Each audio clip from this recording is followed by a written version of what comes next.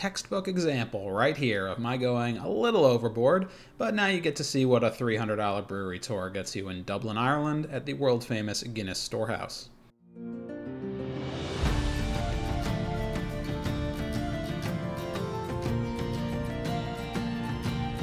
No, I didn't misspeak. I paid $300, but the price has since gone up to about $400. Sorry. The experience was brand new and being offered only once a week when I visited in 2023 during the introductory period. And to be clear, the names are confusing, I know, but this is not their normal storehouse experience, which goes for about $30. This is the brewery experience. I'll explain the difference more later. To start things off, actually finding the entrance was a challenge. I felt like I was trying to enter Willy Wonka's chocolate factory with my golden ticket, thrilled that I get to go somewhere secret and special that isn't the main entrance, but also having no idea what I was supposed to be doing. There's massive gates and horse-drawn carriages queued outside. It's quite an atmosphere, but here I made you a map. They should really put this on their website. It's a very large place, especially for being in downtown Dublin at about 50 acres. I cut off a big chunk in this image even. I marked the parking lot on there too. I wouldn't really recommend driving in the city, but I happen to have a rental car and it's nice that this tour comes with a reserved parking spot. You kick things off by donning your sweet orange vest and entering the original house of the Guinness family on the site. I don't claim to recall all the details of the family tree that we learned about in here, but they've got quite the history, with the brewery being founded in the 1700s. You learn about the major family members and check out a couple rooms in the house. This was maybe my least favorite part, but it didn't last very long. Then you walk into the site proper and go amongst the many old buildings of various purposes.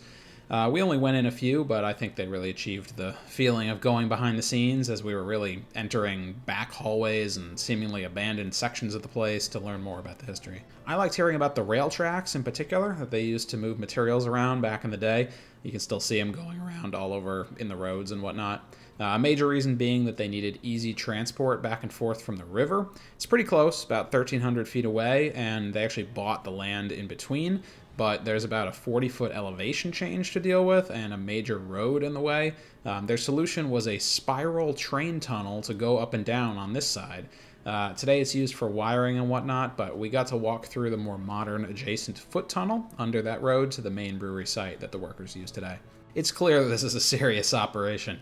We didn't even scratch the surface. There's just row upon row of these massive towers stretching down the road. You can see on Google Maps there's probably 80 to 100 of these huge things. I don't even know what they are.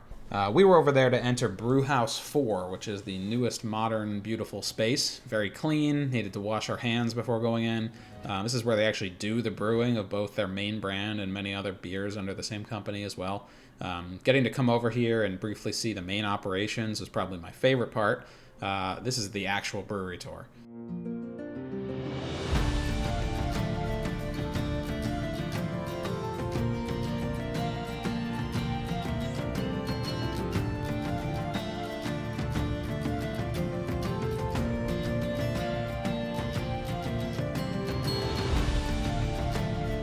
I would have liked to see even more over here personally, but next you move on back across the street to the Barley roasting building. Giant conveyor belts and machinery. Right here now, it's not on it. Oh, there you go. Right on cue. See, they knew I was coming. What happens? You see the barley that's going up there? So what will happen essentially is that it's too light, it will fall to the side, and if it's too heavy. Strong Oompa Loompa vibes inside this part of the factory with the staff all in bunny suits. They led us to a tasting room with little jars of various roasted things that we could nibble on as they explained the process. Cocoa nibs, barley, that kind of thing. Next you move into the main visitor building, the Storehouse. This is where almost everyone goes. It used to serve a purpose in the actual supply chain, but now it's basically just a museum. This tour includes that normal access too, but before they let us loose, they took us up to the higher floors for a meal. Our guide taught the technique of pouring out of the special taps into the special glasses, let everyone in the group try as well. It's basically just pour at an angle until it's like 90% full, let it rest for 2 minutes, and then top it off. Guinness really does have a beautiful pour, and seeing the different stages of it kind of settling next to each other is pretty neat. We took our drink with us upstairs to the restaurant next, where they served a full 3-course meal comprised of things off their menu that are made using the various beers. They also gave us more drinks and brought out a few of their more obscure brands that we could try. Food was tasty, there was enough of it, plating was nice, but overall I wasn't blown away or anything. They leave you and say goodbyes in what they call the gravity bar on the roof, a really impressive glass-walled space shaped kind of like a Venn diagram of overlapping circles. You can get a 360-degree view of Dublin by walking around up here. I suspect this is usually very crowded, as it was quite crowded this day, despite it being mid-weekday during the heavy off-season. Either way, they gave us another drink and a drink token for a subsequent drink even after that. You're then free to move around as you wish and check out the regular storehouse experience in the building. It's a pretty and impressive space, but I had already been here multiple hours and I prefer the brewery part itself, so I went through here pretty quickly. A lot of the info is similar to what we had learned earlier when actually seeing it in action anyway. The gift shop is large, and if you have any desire for Guinness merch, I guarantee you that it is here. All in, I think we probably got around maybe $100 worth of food and drink included, so it's pretty good. Plus the storehouse experience and pouring class, they charge about $40 for. 3 hours of the tour guide's time, opportunity to do something unique. It's pricey. It's definitely pricey. Probably not worth it unless you really love Guinness, but it's the only way to get an actual tour of the brewery. I personally love seeking out unique experiences and felt that this was the core thing I was really interested in Dublin, so I kind of centered my day around it and went from there. If you made it this far, I sincerely hope you found it interesting, so please do subscribe and check out my other Ireland videos in the playlist. Thanks for watching.